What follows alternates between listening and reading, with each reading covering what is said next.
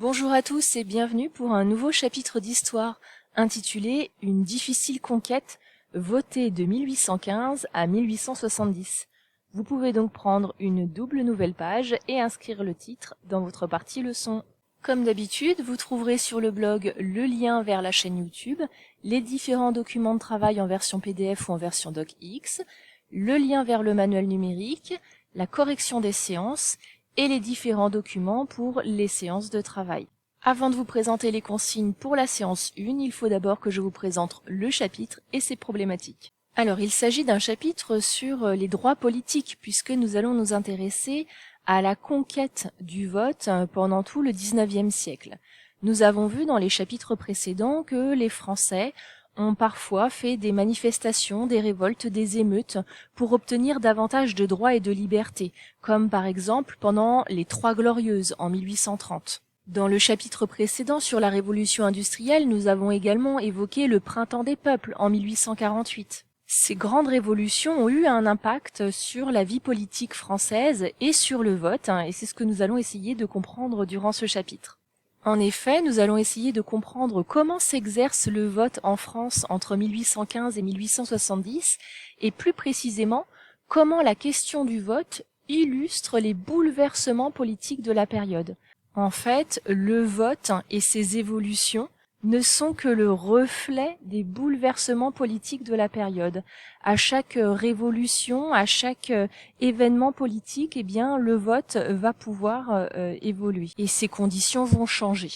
Durant ce chapitre, vous rencontrerez des notions telles que le suffrage censitaire dont nous avions déjà parlé et qui est illustré par cette gravure, puisqu'on y voit deux habitants de Paris en train de chercher sur les listes d'électeurs leur nom pour savoir s'ils vont avoir le droit de voter ou pas au suffrage censitaire.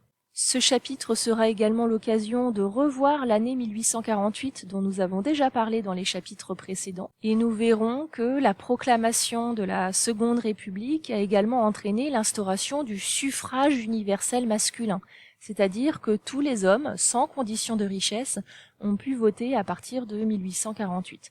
Les femmes, par contre, en étaient exclues. Et cette gravure est assez intéressante parce qu'elle nous montre que le combat face aux ennemis ne va donc plus se faire par la force, par la violence avec les armes, mais par la force du vote et des urnes. Pour étudier tout cela, nous ferons simplement que 2 séances. J'ai essayé de réduire au maximum, donc vous n'avez que 2 séances de travail. Pour la première séance de travail, vous allez voir comment on fait pour voter sous les monarchies constitutionnelles, sous la Deuxième République et sous le Second Empire.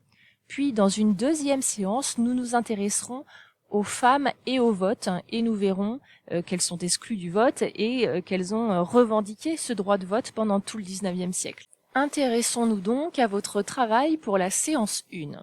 Vous allez devoir étudier comment s'exerce le droit de vote entre 1814 et 1870 en France, en fonction des différents régimes politiques. Donc, sous les monarchies de 1814 à 1848, sous la Seconde République, notamment l'année 1848, et sous le Second Empire de 1852 à 1870. Alors, pour que vous compreniez mieux comment cela va se dérouler, on va lire la consigne ensemble. L'objectif de cette séance est de comprendre que le vote a été une conquête difficile de 1814 à 1870 et de répondre à la question suivante: comment s'exerce le droit de vote en France entre 1814 et 1870 et comment la question du vote illustre-t-elle les bouleversements politiques de la période? Pour cela, vous allez étudier le vote à une époque donnée. Vous choisirez entre les 3 périodes, c'est-à-dire que vous n'en faites qu'une, exactement comme quand en classe on fait des travaux de groupe et que chaque table a une période ou un thème à étudier. Donc vous en choisissez un, celui que vous voulez. Donc soit voter sous les monarchies constitutionnelles avec la problématique suivante: qu'est-ce que le suffrage censitaire? Soit voter sous la Seconde République avec la problématique: quelles sont les avancées et les limites introduite par la Deuxième République dans le domaine du vote, ou alors voter sous le Second Empire en vous demandant comment le suffrage universel masculin est-il contrôlé sous Napoléon III. Alors, une fois que vous aurez choisi votre période, vous n'aurez plus qu'à répondre aux questions que vous trouvez dans chaque ligne de ce tableau.